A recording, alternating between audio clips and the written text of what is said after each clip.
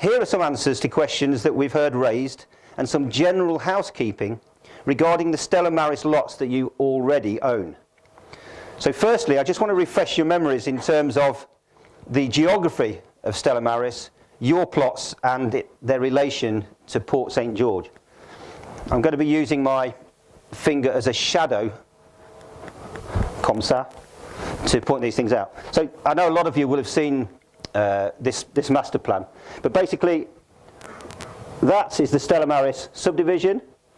To give you a clue, that's north, there's the airport, that's the hotel, and the distance between the two coasts there is about 2/3 of a mile. All of the plots that you own are in this Stella Maris estate. Port St George is obviously this pretty coloured bit, which is due south of Stella Maris.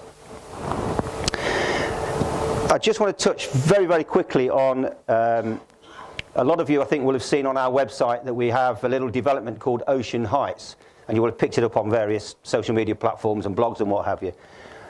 There's been some confusion with that. It is not part of Port St George. Ocean Heights, here we go, Ocean Heights is there. It's high and it's near the ocean. We thought long and hard about that name. But it's a micro development that we're doing on our land, but within the Stella Maris subdivision. So back to the questions that we're going to try and deal with now. Yes. Oh, thank you. This is a computer-generated image of the Ocean Heights development, again, which you may have seen. And each one of these, oh, go on then, doesn't matter. Each one of these buildings here are fourplexes, 4 apartments in each building. That's what it was designed to look like, and this is what it looks like now. So it's well underway. This was about 6 weeks ago, actually. But the first fourplex unit nearest to you here is due for completion in the middle of February. Anyone wants to buy one, by the way, just give me a shout. We've got one sold, one of them sold, and the other one's going to be furnished out as a show home. So just to demonstrate that we can actually build out there. So back to the questions.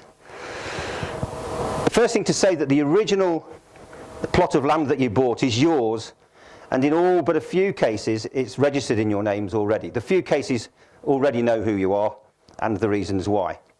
In most cases the registration's been delayed, but you still own the land, and only the registration is delayed because of missing paperwork. You should all have your title deeds unless you bought into a pension. If you don't, then please send Ruth an email and ask her to check if they're still within unit. I know several people have already arranged to collect their deeds this evening, and Ruth will handle that for you later. The plots you own all still have valid planning permission to build at least 1, and in some cases up to 4 homes. Only a building permit, which is the equivalent of building regulations approval in the UK, and the consent of the developer, which is now us, in accordance with the covenants, is needed in order to commence building. Every plot that was bought, without exception, can be built on. Every plot that was bought, without exception, has value. The most recent professional valuation reports that we have seen suggest values similar to those of 2006, when most plots were bought. As an aside, we're aware that Hornbook and Mitchell have written to clients suggesting that values are now higher, and they appear to have got their information from a very creditable source, but we can't evidence such increases. Every plot that was bought, without exception, can be sold. Not that we would recommend it right now, given what Curly is about to say. Now, we know there are some people actively looking at selling their original plots. We've been trying to discourage that because we've expected for some months that we'd be making tonight's announcement. And anyone that is sold will probably be kicking themselves by about 10 o'clock tonight. Nevertheless, the original plots are your land, they're not our land, and even if after tonight's news you still want to sell them, then you're free to do so. At least you'll be making that decision from a knowledgeable position and not in ignorance of the latest developments. So for anyone who does want to sell, how do you go about it?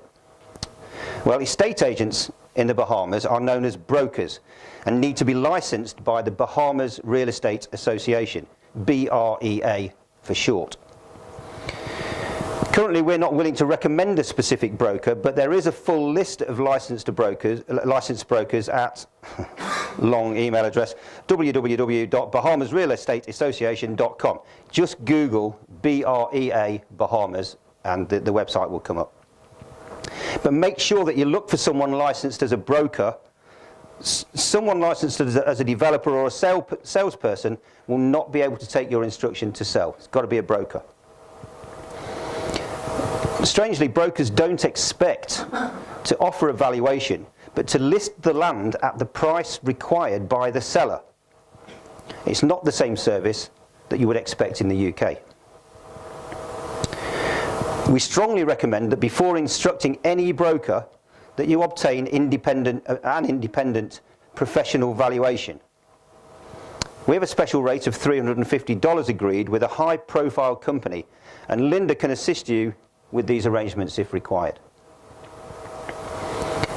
Our company, Stella Maris Village Limited, has a BREA license, but it's a developer's license, not a broker's license. So legally, we can only sell our own real estate. We cannot currently take an instruction from a third party to sell for them. However, we are intending to open our own sales office at Stella Maris, and we've already identified suitable premises. Ideally, that office will be staffed by a licensed broker, and we expect that what is being announced tonight will assist us in attracting the right person. But that's a plan for the future and not something that is in place right now.